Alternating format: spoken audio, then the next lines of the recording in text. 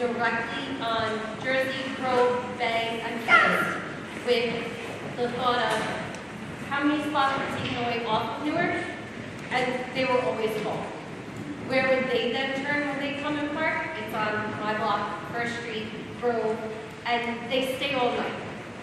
The way you could tell was during the blizzard, when there were no cars on my block. It was wonderful, because it's all commuters coming in, going to the bars. And speaking of that, the quality of life and the people that are coming out, at the times they're coming out, and loitering on the streets, the amount of times neighbors have called each other, making sure that, are you getting home okay? Are you safe? There's a fight at the end of the block. Who's calling?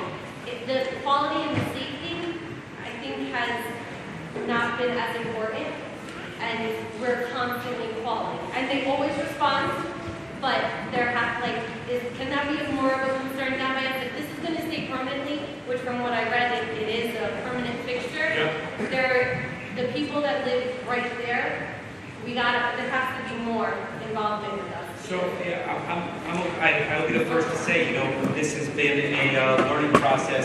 We closed it. I think again, net benefits better than the net negatives in that situation. I think it's been a good thing overall. There's been some enforcement issues. I'm very aware of that ultimately. The weather turns. We're happy to work with you and have a more visible regular presence over there. You tell us what you want. I'm happy, and I know Danny is happy to do it. I think that there were some instances last summer where we got caught off guard, frankly, and subsequent to that, we had more of a visible presence ultimately, but we got out of the gate in a place that we probably shouldn't have, which colored people's opinions. So we're happy to do it for you. I'm aware of it. Again, it's something that is very visible to people, so I need it to work. It's not only that I want it to work, I need it to work, and you guys are happy about it. So, there are things that you don't see regularly that we may be trying to work through, that if it's a failure, it's not as public. I got plenty of those. But this is one that you see because many of you walk it every day. So I need it to work. We'll figure out how to make that work for you. So, yeah. Yes? Hi. Go next. I live on 2nd Street over by the river. I feel like we live in a construction zone with all the buildings not up around us. Where do you live exactly? 2nd Street over by Yep. So we have the Trump and the URL, all these things going on. And I know that the construction is not supposed to happen on Saturday, except for permits, and yet the permits are handed out permanently. I'll repeat the questions. What can we do to make sure that there's not construction 6 days a week for those of us who are living there? The noise is constant. The question is about construction. She lives on 2nd Street, and she's surrounded by URL, the Trump project, all that stuff. And she says that there's construction on Saturday. So, we for a long time have been allowing construction on Saturday. The rules are it's not heavy construction, it's not supposed to be piling. If that is happening, ultimately, that should not happen. We're happy to follow up on those specific sites. I mean, it's supposed to be work to allow them to move the project forward, but it's not supposed to be the stuff that would really burden you, so to speak. It's a noise issue. Yeah, I got that. Yeah.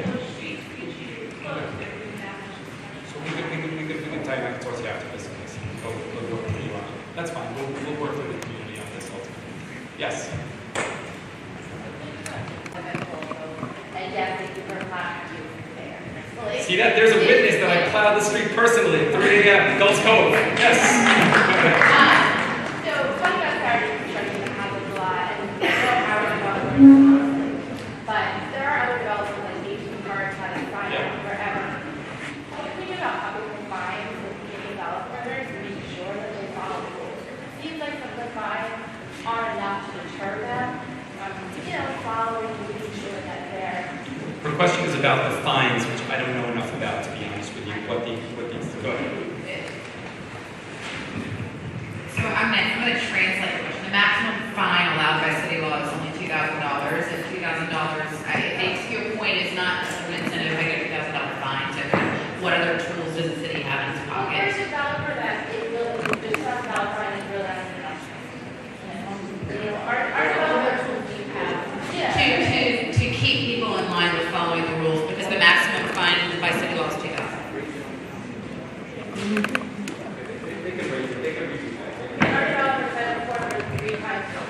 So here's the recommendation on that, okay? Is that I would agree that $2,000 is a minimal fine.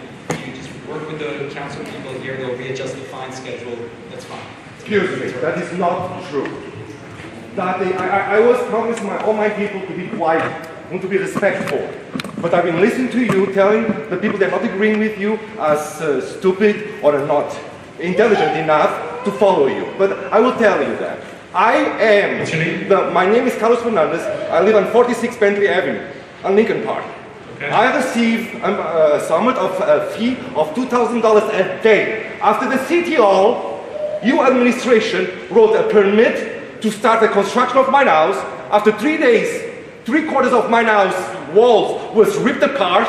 Your administration comes in and takes the license away and gives me a summit when you continue to work on it, $2,000 a day. So do not stay here and say this is not true and go to your councilman. I've been to Chico, I've been to your administration. I was 3 days in your office and you have done nothing.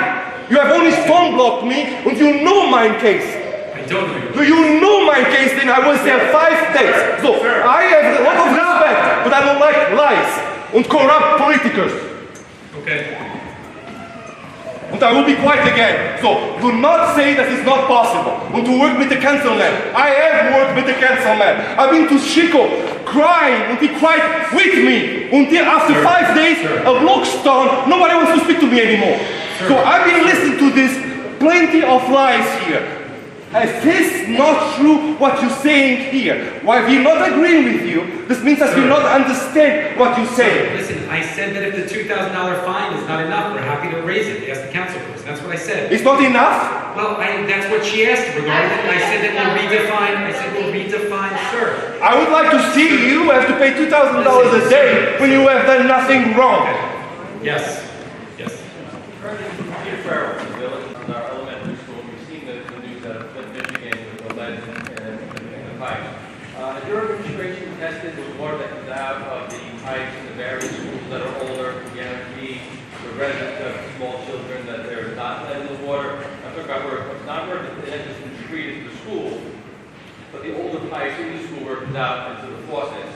And if you had a 5-year-old, hypothetically, would you let him or her drink out of the faucets in those schools?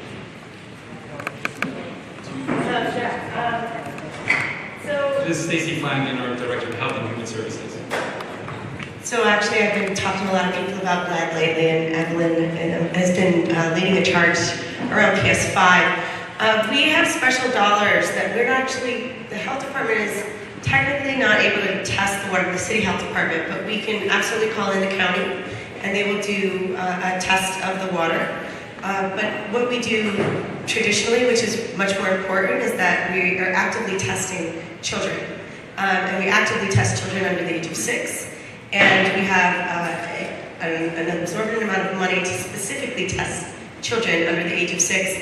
And we've been working very closely with the Board of Ed to make sure that we're in every single school. And once we do see that anyone has a level, and we actually have not seen that downtown, and we've actually been doing this in Bayonne related to some individuals concerned about the Bayonne Bridge.